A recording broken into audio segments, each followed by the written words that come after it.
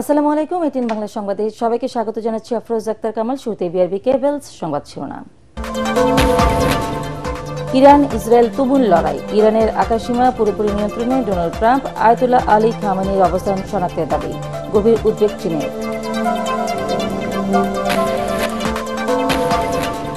ইরানের ঝুঁকিতে থাকা 400 বাংলাদেশিকে নিরাপদে সরিয়ে নেওয়া হচ্ছে। ভারপ্রাপ্ত পররাষ্ট্র সচিব। সংঘাত দীর্ঘায়িত হলে আমদানি রপ্তানি বাণিজ্যে নেতিবাচক প্রভাব পড়ার আশঙ্কা অর্থ উপদেষ্টা। রাজনৈতিক দলগুলোর সাথে আবারও সংলাপে ঐক্যমত্য কমিশন। আগামী মাসেই জুলাই সনদ। অংশ নেয়নি জামায়াতে ইসলামী। লক্ষ্যে পৌঁছাতে দলগুলোকে ছাড় দেবার পরামর্শ। জুলাই আগস্টের গণহত্যার বিচারে আন্তর্জাতিক অপরাধ ট্রাইব্যুনাল 2 এর যাত্রা শুরু। ন্যায় বিচার প্রতিষ্ঠায় কোনো হুমকি পরোয়া করা হবে না, ট্রাইব্যুনাল চেয়ারম্যান। এবং দেশে একদিনে করোনায় আক্রান্ত হয়ে 2 জনের মৃত্যু। নতুন করে শনাক্ত 18 জন। স্বাস্থ্য অধিদপ্তর।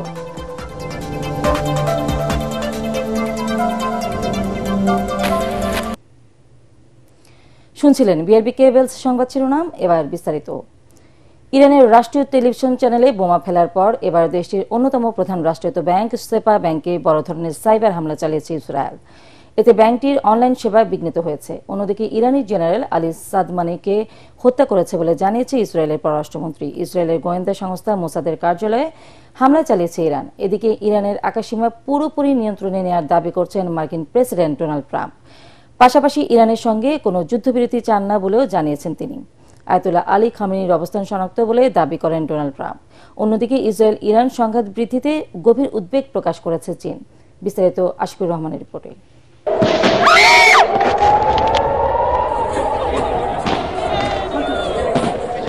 টানা 4 দিন ধরে চলছে ইরান ইসরায়েলের হামলা পাল্টা হামলা। এরই মধ্যে স্থানীয় সময় বিকেলে ইরানের অন্যতম প্রধান রাষ্ট্রায়ত্ত ব্যাংক সেপাহ ব্যাংকে সাইবার হামলা চালিয়েছে দখলদার ইসরায়েল। এতে ব্যাংকটির অনলাইন সেবা বিঘ্নিত হয়েছে। এই হামলার দায় স্বীকার করেছে ইসরায়েলের সঙ্গে সম্পৃক্ত থাকা প্রিডেটরি স্প্যারো নামের একটি হ্যাকিং গ্রুপ। তাদের দাবি, এই সাইবার হামলার মাধ্যমে তারা ব্যাংকের গুরুত্বপূর্ণ ডেটা ধ্বংস করে দিয়েছে। এছাড়া বিকেলে ইসরায়েলের পররাষ্ট্রমন্ত্রী গিদিয়ন শার জানিয়েছেন, আরেকজন উচ্চপদস্থ ইরানি জেনারেল আলী সাদমানিকে হত্যা করেছে তারা। সন্ত্রাস নির্মূল করতে তাদের এই অভিযান চলবে বলেও জানান তিনি।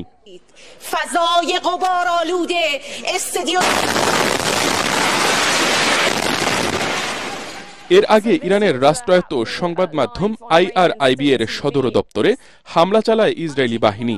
এই হামলার ঘটনাকে কাপুরুষোচিত বলে মন্তব্য করেছেন দেশটির পররাষ্ট্রমন্ত্রী আব্বাস আরাকচি। ইরানের সঙ্গে সংঘাতে তারা কোণঠাসা হয়ে পড়েছে বলেও দাবি করেন তিনি।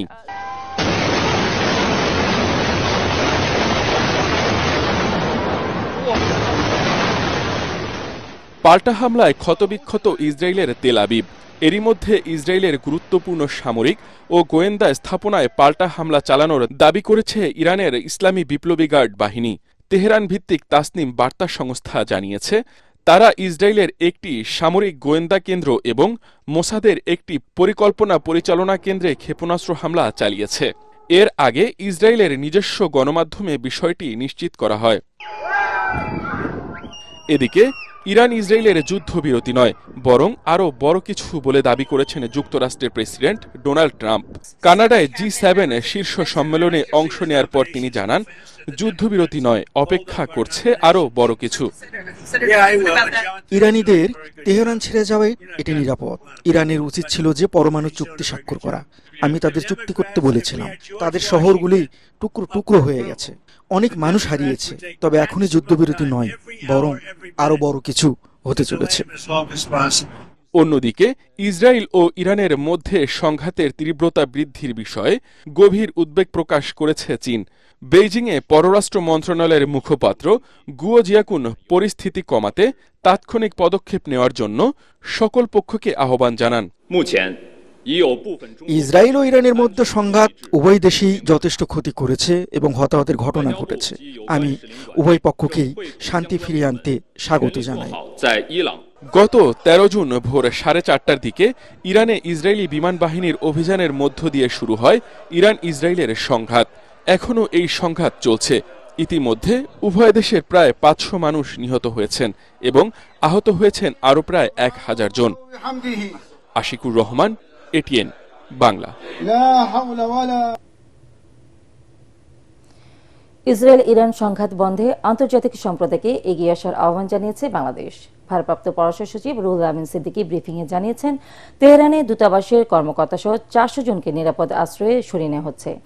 ইরানে যেসব বাংলাদেশিরা নিরাপদ আশ্রয়ে যেতে চান তাদের সহায়তা করা হচ্ছে বলেও জানান তিনি। লন্ডন সফরে ব্রিটিশ প্রধানমন্ত্রীর সাথে প্রধান উপদেষ্টার বৈঠক না হলেও সফরটি সফল হয়েছে বলেও দাবি করেন ভারপ্রাপ্ত পররাষ্ট্র সচিব। ইমদাদুল্লাহ বাবুর রিপোর্ট।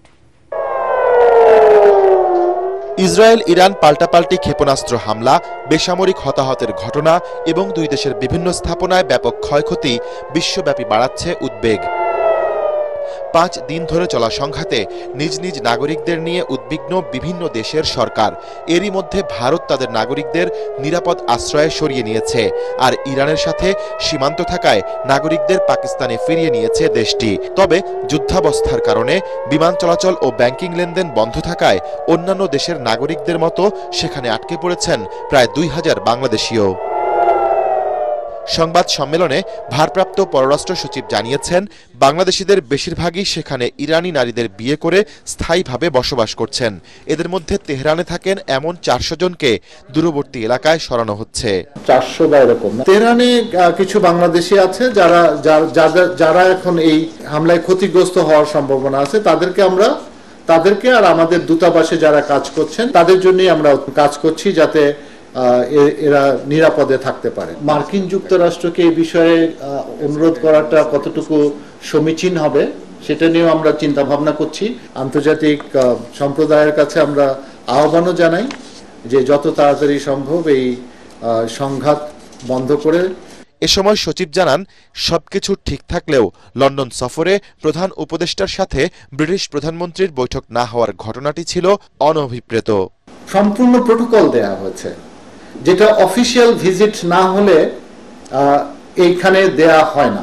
ফলে ব্রিটেনের প্রধানমন্ত্রীর সাথে আমাদের মাননীয় প্রধান উপদেষ্টার কেন সাক্ষাৎ হয়নি সেটার দায়ভার কার উপরে? নিঃসন্দেহে আমরা যেহেতু এই সফর পরিচালনার অংশ ছিলাম, সুতরাং কিছুটা তো দায়ভার আমাদের উপরে আসেই। তবে আমি আপনাদেরকে যে অবস্থাটা বললাম তাতে মনে হয় যে কোনো কারণে ওদের পক্ষে এই মিটিংটা করা সম্ভব হয়নি। সাবেক প্রধানমন্ত্রী শেখ হাসিনা ও সাবেক স্বরাষ্ট্রমন্ত্রী আসাদুজ্জামান খান কামালকে ফেরত আনার বিষয়ে এই মুহূর্তে পররাষ্ট্র মন্ত্রণালয়ের কাছে কোনো তথ্য নেই বলেও জানিয়েছেন তিনি। এই বিষয়ে তো এই মুহূর্তে আমার কাছে কোনো তথ্য নেই, আমি এই বিষয়ে কোনো উত্তর দিতে যাচ্ছি না। সচিব আরও বলেন, ভারতে অবৈধভাবে বসবাসরত বাংলাদেশিদের পুশিন বন্ধে দিল্লিকে আলোচনার প্রস্তাব দিয়েছে ঢাকা। সবাই ভালো থাকবেন। ইমদাদুল্লাহ বাবু, ATN Bangla, Dhaka. Iran Israel যুদ্ধ দীর্ঘ হলে বাংলাদেশেও এর নেতিবাচক প্রভাব পড়বে বলে মনে করছেন অর্থ উপদেষ্টা ডক্টর সালেউদ্দিন আহমেদ। উত্তেজনার কারণে তেল, গ্যাস ও সার আমদানিতে সমস্যা হতে পারে বলেও জানান তিনি। তাই বিকল্প প্রস্তুতি নিয়ে রাখছে সরকার। সচিবালয়ে ক্রয় সংক্রান্ত উপদেষ্টা কমিটির বৈঠক শেষে এসব কথা বলেন উপদেষ্টা। রিপোর্ট মাহবুকুর চপলের।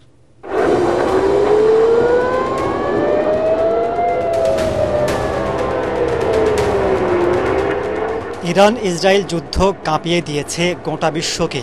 দুই পরাশক্তির কেউ কাউকে ছাড় দিতে চাচ্ছে না, ফলে বাড়ছে প্রাণহানি, ক্ষয়ক্ষতি। তাদের ক্ষত ছড়িয়ে পড়ছে অন্যান্য দেশেও। বাড়ছে জ্বালানি তেলের দাম, ব্যাহত হচ্ছে ইরান নিয়ন্ত্রিত হরমুজ প্রণালী দিয়ে জাহাজ চলাচল। যুদ্ধ দীর্ঘ হলে বাংলাদেশও ক্ষতির মুখে পড়তে পারে বলে আশঙ্কা করছেন অর্থ উপদেষ্টা। যুদ্ধ তো শুধু এনার্জি প্রাইস না, আমার সার যেগুলো আসবে, আপনি যাতে বেশিরভাগ জাহাজ আসে কোন দিক থেকে, যে হরমুজ প্রণালী দিয়ে আসে, সেটা এফেক্ট করতে পারে। অর্থ উপদেষ্টা জানান, এখনও বাড়তি দামে তেল গ্যাস কিনতে হচ্ছে না, তবে পরিস্থিতি জটিল হলে পাল্টে যাবে সমীকরণ। তাই বিকল্প প্রস্তুতি রাখছে সরকার। ইরাকের যুদ্ধে আমরা একটা অবজার্ভ করছি, আমরা দেখছি ইমিডিয়েটলি কিছুটা বেড়েছে, বাট এখন আমাদের যেগুলোতে আমরা অলরেডি অর্ডার প্লেস করছি ওটা এফেক্ট করে না। আমরা অবজার্ভ করছি যে এই যে গ্যাস প্রাইস বা এলএনজি প্রাইস যদি বেড়ে যায়, এটা উইল টেক কেয়ার হবে। আজকে যেটা দিলাম ওটা ওল্ড প্রাইসে ওরা কোট করেছে, ভাগ্য ভালো যে ওই প্রাইসে আমরা পাবো। কিন্তু ভবিষ্যৎ যখন কোটেশন আনবো তখন হয়তো কিছুটা রিফ্লেক্ট করবে। যুদ্ধ লম্বা হলে বিকল্প চিন্তা এই যে এনার্জি মিনিস্ট্রিটা করছে ডেফিনেটলি আমরা তো এলএনজির উপর ডিপেন্ড করি বেশি। তিনি আশা করেন যুদ্ধ দ্রুত শেষ হবে, তবে কোনো দেশের পক্ষ নেবে না বাংলাদেশ। মাহবুব কবির চপল, এটিএন বাংলা, ঢাকা।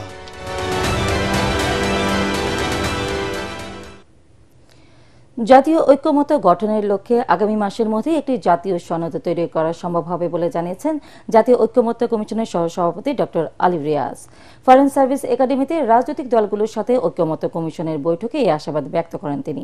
সংসদীয় স্থায়ী কমিটির সভাপতির 4টি পদ পাবে বিরোধী দল, বাকিগুলো হবে সংখ্যানুপাতে। এই বিষয়টি একমত হয়েছে রাজনৈতিক দলগুলো। সংলাপে বিএনপি, এনসিপি সহ অন্যান্য দল অংশ নিলেও যোগ দেয়নি জামায়াত ইসলামী। আরও জানাচ্ছেন ইয়াসিন রানা। রাজধানীর ফরেন সার্ভিস একাডেমিতে রাজনৈতিক দলগুলোর সঙ্গে দ্বিতীয় পর্যায়ের দ্বিতীয় দিনের সংলাপ করেছে ঐকমত্য কমিশন। এতে সবগুলো রাজনৈতিক দল অংশ নিলেও লন্ডনে বিএনপির ভারপ্রাপ্ত চেয়ারম্যান তারেক রহমানের সাথে প্রধান উপদেষ্টা ডক্টর মোহাম্মদ ইউনূসের বৈঠক ইস্যু কেন্দ্র করে সংলাপে যোগ দেয়নি জামায়াত ইসলামী। সংলাপের শুরুতে সূচনা বক্তব্য রাখেন কমিশনের সহসভাপতি ডক্টর আলী রিয়াজ। আমরা জুলাই মাসের মধ্যেই এই জাতীয় সনদ তৈরি করতে পারব। সংলাপে আস্থা ভোট, অর্থ বিল ছাড়া অন্যান্য সকল বিষয়ে সংসদ সদস্যরা স্বাধীনভাবে মতামত দেওয়ার বিষয়ে সিদ্ধান্ত গ্রহণ করা হয়েছে বলে জানান বিএনপির স্থায়ী কমিটির সদস্য সালাউদ্দিন আহমেদ। সিদ্ধান্ত হয়েছে আস্থা ভোট এবং অর্থ বিলের বিষয়টি জাতীয় সনদে উল্লেখ থাকবে, সবাই স্বাক্ষর করতে পারবেন। তবে বাকি দুইটা বিষয় এইভাবে আলাদা সংযুক্তি থাকবে যদি আমাদের দলের নির্বাচনী ইশতেহারে এগুলো আমরা উল্লেখ করি স্পেসিফিক। সেই ক্ষেত্রে আমরা যদি দায়িত্বপ্রাপ্ত হই তখন আমরা এই দুইটি বিষয়ও এখানে সংযুক্ত করতে পারব। কমিশনের নিরপেক্ষতা নিয়েও এদিন প্রশ্ন তোলে এনসিপি। জাতীয় ঐক্যমত্য কমিশনের সভাপতি হিসাবে তাদের প্রস্তাবিত 6টা প্রস্তাবের মধ্যে প্রধান উপদেষ্টা এবং ঐক্যমত্য কমিশনের সভাপতি হিসাবে তিনি যখন একটি প্রস্তাবের দিকে হেলে যান এবং যেই প্রস্তাবটি দিয়েছে জাতীয়তাবাদী দল বিএনপি, ফলশ্রুতিতে আমরা মনে করি জাতীয় ঐক্যমত্য কমিশন এখন যেই পদ্ধতিতে আগাচ্ছে তারা নির্বাচনে এবং এই ঐক্যমত্য কমিশনে কোন কোন বিষয়গুলো থাকবে সেই বিষয়ে তাদের কিছুটা প্রশ্ন, তাদের অবস্থান প্রশ্নবিদ্ধ হয়। সংলাপে মোট 4টি সংসদীয় স্থায়ী কমিটির সভাপতির পদ বিরোধী দলকে দেওয়ার সিদ্ধান্ত হয়েছে। এছাড়া সংরক্ষিত নারী আসন 100 করার বিষয়েও একমত সবাই। বাংলাদেশের এখন একটা বড় রাজনৈতিক দল বাংলাদেশ জামাতে ইসলামী, তাদের প্রতিনিধি এখানে নেই। তা আমি এই বিষয়টা প্রশ্ন করেছিলাম পার্লামেন্টে নারীদের জন্য সেটাকে 100-তে সেটাকে উন্নীত করা, এটা মোটামুটি বলতে পারেন অধিকাংশ দল তারা এক ধরনের চিন্তার ঐক্যে তারা এখন এসছেন। জাতীয় সংসদে যে 50টি স্থায়ী কমিটি, সংসদীয় কমিটি থাকে, সেই কমিটিগুলোতে আনুপাতিক হারে 50% বিরোধী দলের প্রতিনিধিত্ব দেওয়ার কথা হয়েছে। ভালো নির্বাচনের জন্য সংখ্যানুপাতিক পদ্ধতি দরকার, এই আলোচনা শুরু হওয়া দরকার। আমাদের দুঃখ এই আলোচনা এখনো শুরু হয়নি, আমরা মনে করি এই আলোচনা শুরু হওয়া দরকার। সংলাপ শেষে ব্রিফ করেন ঐকমত্য কমিশনের সহসভাপতি ডক্টর আলী রিয়াজ। প্রতিদিন সব বিষয়ে সিদ্ধান্তে আমরা পৌঁছতে পারবো না, এরকম প্রত্যাশা আপনারা করবেন না যে আমরা প্রতিদিন এখানে এসে বলবো যে এই বিষয়ে আমরা একমত হয়েছি। আলোচনায় অগ্রগতি হচ্ছে, অত্যন্ত ইতিবাচক অগ্রগতি হচ্ছে, এবং আমরা আশা করছি যে জুলাই মাসের মধ্যে আমরা জাতীয় সনদে পৌঁছতে পারবো। আগামী 3 দিন দ্বিতীয় দফায় এই সংলাপ চলবে। ইয়াসিন রানা, এটিএন বাংলা, ঢাকা। অনেক বছর পর এবার মানুষ প্রথমবারের মতো স্বাধীনভাবে তাদের ভোটাধিকার প্রয়োগের সুযোগ পাবে বলে জানিয়েছেন প্রধান উপদেষ্টা ডক্টর মোহাম্মদ ইউনূস। রাষ্ট্রীয় অতিথি ভবন যমুনায় নবনিযুক্ত অস্ট্রেলিয়ান হাইকমিশনার সুশান রাইল তার সঙ্গে সাক্ষাৎ করতে গেলে তিনি কথা বলেন। প্রধান উপদেষ্টা বলেন, অস্থির সময় পার করে দেশ এখন একটি গুরুত্বপূর্ণ পরিবর্তনের মধ্য দিয়ে যাচ্ছে। সংবিধান, বিচার বিভাগ ও প্রশাসনিক সংস্কারে জোর দিচ্ছে সরকার। এই সংস্কারগুলোর মাধ্যমে একটি সুশৃঙ্খল রাজনৈতিক রূপান্তর নিশ্চিত করার চেষ্টা চলছে। নির্বাচনে সহযোগিতার বিষয়ে হাইকমিশনার রাইল জানান, অস্ট্রেলিয়া ইউএনডিপির মাধ্যমে 20 লাখ অস্ট্রেলিয়ান ডলার সহায়তা দেবে, যা বাংলাদেশের নির্বাচন কমিশনের প্রাতিষ্ঠানিক, প্রযুক্তিগত ও পরিচালনাগত সক্ষমতা বৃদ্ধিতে ব্যয় হবে। আগামী বছরের ফেব্রুয়ারিতে জাতীয় নির্বাচন নিয়ে রাজনৈতিক দল ও দেশবাসীর মধ্যে কোনো মতবিরোধ নেই বলে দাবি করেছেন বিএনপির স্থায়ী কমিটির সদস্য আমির খুসরি মাহমুদ চৌধুরী। বাংলাদেশে ব্রাজিলের রাষ্ট্রদূত পাওলো ফার্নান্দো ডায়াস পেরেসের সঙ্গে মহাসচিব মির্জা ফখরুল ইসলাম আলমগীরের নেতৃত্বে বিএনপির প্রতিনিধি দলের বৈঠক শেষে সাংবাদিকদের তিনি কথা বলেন। চেয়ারপারসনের গুলশান কার্যালয়ে অনুষ্ঠিত বৈঠকে বাংলাদেশের কৃষি, প্রাণী সম্পদ এবং খেলাধুলার উন্নয়নে ব্রাজিলের সর্বাত্মক সহযোগিতার কথা জানান রাষ্ট্রদূত পাওলো ফার্নান্দো। বৈঠকের বিষয়ে সংবাদ সম্মেলনে বিএনপির স্থায়ী কমিটির সদস্য আমির খসরু মাহমুদ চৌধুরী বলেন, রাজনৈতিক দলগুলোর মধ্যে ঐক্য, ভিন্ন মতের প্রতি শ্রদ্ধা এবং দেশের স্বার্থে এক হয়ে কাজ করার সংস্কৃতি তৈরি করতে না পারলে কোনো সংস্কার কাজে আসবে না। রমজানের আগে নির্বাচনের ব্যাপারে একটা জাতীয় ঐক্যমত আছে, এটা সবারই মতামত একটা। সেই জায়গাতে দ্বিমত কোথাও আছে আমরা মনে করি না, এবং জাতীয় এখানে ঐক্যমত পোষণ করছে। জাতি কিন্তু অত্যন্ত আনন্দিত এরকম একটা সিদ্ধান্তে আসার পরে, সবার মধ্যে একটা স্বস্তি ফিরে আসছে, এবং এই জায়গাটার মধ্যে কোনো অসুবিধা আমি দেখছি না। আর দিনক্ষণ যেটা, সেটা তো নির্বাচন কমিশন তারা ডিক্লেয়ার করবে। একটা জিনিস যেটা বিএনপি আগামী দিনে বিশেষভাবে মনোযোগী হচ্ছে, আপনাদের মাথায় রাখতে হবে, সেটা হচ্ছে বাংলাদেশের রাজনৈতিক সংস্কৃতিতে একটা বড় পরিবর্তন, যে আমরা জাতীয় স্বার্থে আমরা সবাই ঐক্যবদ্ধ থাকব। মঙ্গলবার থেকে শুরু হলো জুলাই আগস্টের মানবতা বিরোধী অপরাধের বিচারের জন্য গঠিত আন্তর্জাতিক অপরাধ ট্রাইব্যুনাল 2 এর কার্যক্রম। এদিকে ট্রাইব্যুনাল 2 এ নিয়োগ পাওয়া 3 বিচারককে সংবর্ধনা দিয়েছে অ্যাটর্নি জেনারেল অফিস ও ট্রাইব্যুনালের প্রসিকিউশন।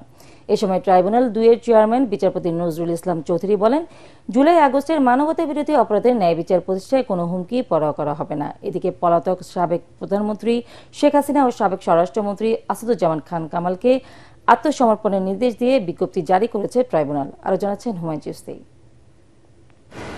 সাবেক বিচারপতি নজরুল ইসলাম চৌধুরীকে চেয়ারম্যান করে গত 8 মে আন্তর্জাতিক অপরাধ ট্রাইব্যুনাল 2 গঠন করে সরকার। মঙ্গলবার ট্রাইব্যুনাল 2 এ নিয়োগ পাওয়া 3 বিচারককে সংবর্ধনা দেয় অ্যাটর্নি জেনারেল অফিস ও ট্রাইব্যুনালের প্রসিকিউশন। এ সময় ট্রাইব্যুনাল 2 এর চেয়ারম্যান বলেন, কোনো রকম হুমকি দিয়ে বিচার বন্ধ করা যাবে না। পরে চিফ প্রসিকিউটর তাজুল ইসলাম সাংবাদিকদের বলেন, গুম করে নির্যাতন ও হত্যার সংস্কৃতি বন্ধে যথাযথ বিচার নিশ্চিত করতে হবে। এই যে কালচারে পরিণত করা হয়েছিল বাংলাদেশে গুমকে, রাজনৈতিকভাবে ক্ষমতায় টিকে থাকার স্বার্থে রাজনৈতিক প্রতিপক্ষ অথবা অন্য কোনো অরাজনৈতিক প্রতিপক্ষ যারা তাদের ক্ষমতার জন্য চ্যালেঞ্জ হয়ে উঠতে পারে, এই কালচার থেকে বাংলাদেশকে বের করে আনতে হবে। যে বের করে আনার কাজটা প্রাথমিকভাবে করেছে জুলাই বিপ্লব।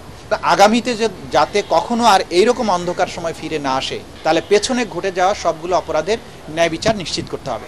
দ্বিতীয় ট্রাইব্যুনালের মাননীয় চেয়ারম্যান তিনি বলেছেন যে কোনো ধরনের হুমকি, নিরাপত্তার সংকটে তারা ভীত নন, তারা ন্যায় বিচার প্রতিষ্ঠা করতে দৃঢ় প্রতিজ্ঞ।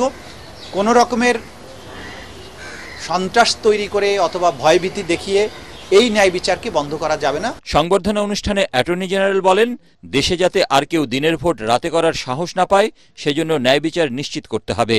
এই ন্যায় বিচার প্রতিষ্ঠায় কোনো প্রশ্নবোধক চিহ্ন যাতে না থাকে, আন্তর্জাতিক মানদণ্ডে যাতে ন্যায় বিচারটা করা হয়, সেটাও নিশ্চিত করা, এটা আমাদের কাছে ট্রাইব্যুনালের কাছে, আপনাদের কাছে প্রত্যাশা। এদিকে জুলাই আগস্টে মানবতা বিরোধী অপরাধের মামলায় পলাতক সাবেক প্রধানমন্ত্রী শেখ হাসিনা ও সাবেক স্বরাষ্ট্রমন্ত্রী আসাদুজ্জামান খান কামালকে আত্মসমর্পণের নির্দেশ দিয়ে 2টি জাতীয় পত্রিকায় বিজ্ঞপ্তি প্রকাশ করেছে ট্রাইব্যুনাল। বিজ্ঞপ্তিতে আগামী 24 জুন তাদের আত্মসমর্পণ করতে বলা হয়েছে। ওই দিন হাজির না হলে তাদের অনুপস্থিতিতে বিচার কাজ শুরু হবে। হুমায়ুন চিশতি, এটিএন বাংলা, ঢাকা। দেশে করোনা ভাইরাসে আক্রান্ত হয়ে একদিনে 2 জনের মৃত্যু হয়েছে। এ সময়ে আক্রান্ত হয়েছেন আরও 18 জন। এ নিয়ে চলতি বছরের 1 জানুয়ারি থেকে 17 জুন পর্যন্ত শনাক্ত হয়েছেন 331 জন এবং মারা গেছেন 7 জন। স্বাস্থ্য অধিদপ্তরের করোনা বিষয়ক নিয়মিত সংবাদ বিজ্ঞপ্তিতে এ তথ্য জানানো হয়। বিজ্ঞপ্তিতে আরও জানানো হয়, সারা দেশে গত 24 ঘন্টায় 312টি নমুনা পরীক্ষায় 18 জনের করোনা শনাক্ত হয়। এর মধ্যে চট্টগ্রাম বিভাগে 10 জন, ঢাকা মহানগরীতে 2 জন, রাজশাহী বিভাগে 4 জন, খুলনায় 1 জন এবং ময়মনসিংহে 1 জন রয়েছেন।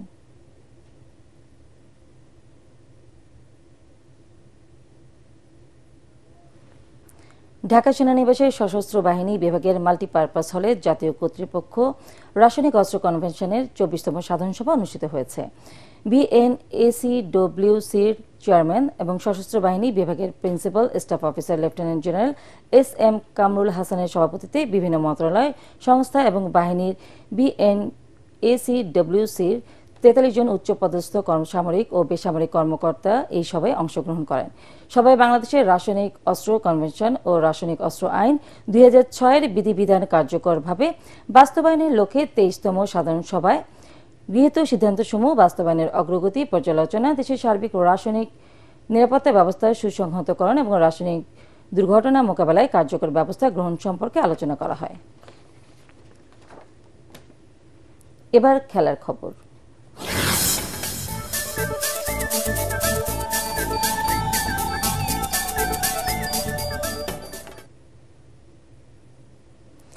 শুরুর বিপর্যয় সামলে অধিনায়ক নাজমুল হোসেন শান্ত অভিজ্ঞ মুশফিকুর রহিমের সেঞ্চুরিতে গল টেস্টের প্রথম দিনটি নিজেদের করে নিল টস জয়ী বাংলাদেশ। চতুর্থ উইকেটে 247 রানের জুটিতে প্রথম দিন শেষে 3 উইকেটে 292 রানের পুঁজি পায় টাইগাররা। শান্ত 136 এবং মুশফিক 105 রানে অপরাজিত আছেন। পরাগারমানের রিপোর্ট। মাত্র 45 রানে 3 উইকেট হারানো বাংলাদেশ ব্যাটিং বিপর্যয় থেকে ঘুরে দাঁড়ায় অধিনায়ক নাজমুল হোসেন শান্ত ও মুশফিকুর রহিমের সেঞ্চুরিতে। তাদের 247 রানের জুটিতে টেস্টের নিয়ন্ত্রণ এখন টাইগারদের হাতে।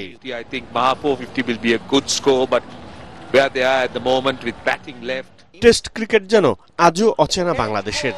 টস জিতে ব্যাটিংয়ে নেমেই এলোমেলো টাইগার শিবির। দলের 45 রানেই একে একে সাজ করে এনামুল হক বিজয়, সাদমান ইসলাম ও মোমিনুল হক। ব্যাটিং বিপর্যয় তখন বাংলাদেশ। চতুর্থ উইকেটে অধিনায়ক নাজমুল হোসেন শান্তর সাথে জুটি বাঁধেন অভিজ্ঞ মুশফিকুর রহিম। প্রথম ও দ্বিতীয় সেশনে আর কোনো সুযোগ দেননি তারা লঙ্কান বোলারদের। তাদের হতাশা বাড়িয়ে তৃতীয় সেশনে ক্যারিয়ারের ষষ্ঠ সেঞ্চুরির ফুল ফোটান শান্ত। 2023 সালের নভেম্বরের পর টেস্টে নাজমুলের এটি প্রথম সেঞ্চুরি।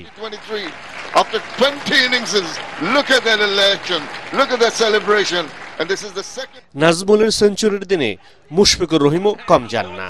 এই গলেই পেয়েছিলেন তিনি প্রথম ডাবল সেঞ্চুরির দেখা। 13 ইনিংস পর সেই গলেই আবার নিজেকে রাঙালেন মুশফিক ট্রিপল ডিজিটের আলোয়। পেলেন ক্যারিয়ারের দ্বাদশ সেঞ্চুরি।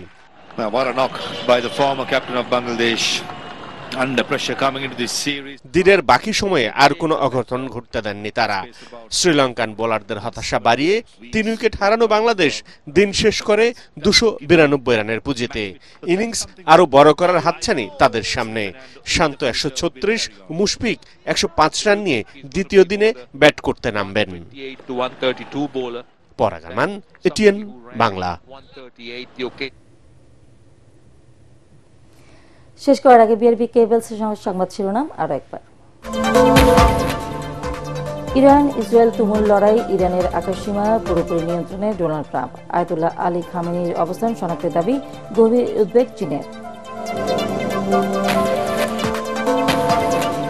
ইরানের ঝুঁকিতে থাকা 400 বাংলাদেশিকে নিরাপদে সরিয়ে নেওয়া হচ্ছে। ভারপ্রাপ্ত পররাষ্ট্র সচিব, সংঘাত দীর্ঘায়িত হলে আমদানি রপ্তানি বাণিজ্যে নেতিবাচক প্রভাব পড়ার আশঙ্কা অর্থ উপদেষ্টার। রাজনৈতিক দলগুলোর সাথে আবারও সংলাপে ঐক্যমত্য কমিশন, আগামী মাসে জুলাই সনদ।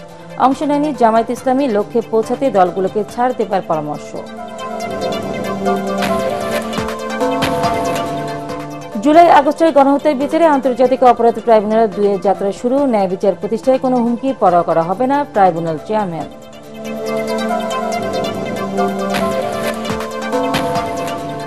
এবং দেশে একদিনে করোনায় আক্রান্ত হয়ে 2 জনের মৃত্যু, নতুন করে শনাক্ত 18 জন, স্বাস্থ্য অধিদপ্তর।